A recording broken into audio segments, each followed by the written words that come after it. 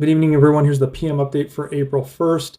Russians are panic buying sugar and other essentials as Western sanctions continue to squeeze the country's economy. The Russian people are seen fighting each other in grocery stores over essential supplies, and this is only going to get worse.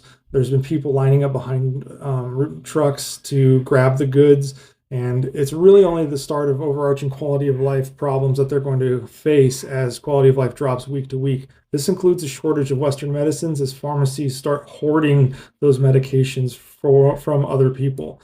In addition, Russia is blocking grain exports from Ukrainian ports with a naval blockade. They're trying to deliberately destroy Ukrainian granaries to cause world hunger problems as a bargaining chip. Ukraine's Air Force is using the war to request US F-15s and F-16s for the fight against Russia. There's a problem with that, though. Not only are they untrained on the aircraft, and a lot of people will say, well, you can train them if they've flown MiGs. Not necessarily, but their maintenance is not trained. To become a maintainer of those aircraft, it takes at least a year's worth of schooling, if not longer. Ukraine Defense Ministry has said that they are not responsible for the attack into Russia. However, either way, whether Russia is saying that Ukraine did conduct the attack or it wasn't Russia, it looks bad for Russian optics because they either sabotage their own as a false flag or Ukraine actually conducted the attack. And either way, Russia looks inept. Roughly 4 million Ukrainian refugees have sought safety in neighboring countries.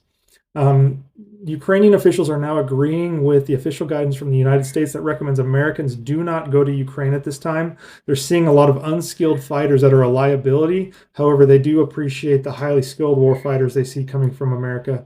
No one is taking Russia's peace negotiations seriously anymore, as it's been filled with lies. Apparently, the negotiators continue to talk, but no one believes anything the Russians are saying anymore. European Union leaders have called on China to help end the war with Russia and Ukraine during a vital summit that took place today. This was supposed to focus on EU-China relations, but also took a turn as China has provided somewhat tacit support to Russia, but not actual material support. 86 Ukrainian service members were freed in a prisoner swap today. However, there was no word on how many Russians were exchanged. Oil fell below $100 a barrel once again as more nations have opened up their strategic reserves to counter Russia's tightening of its oil shipments.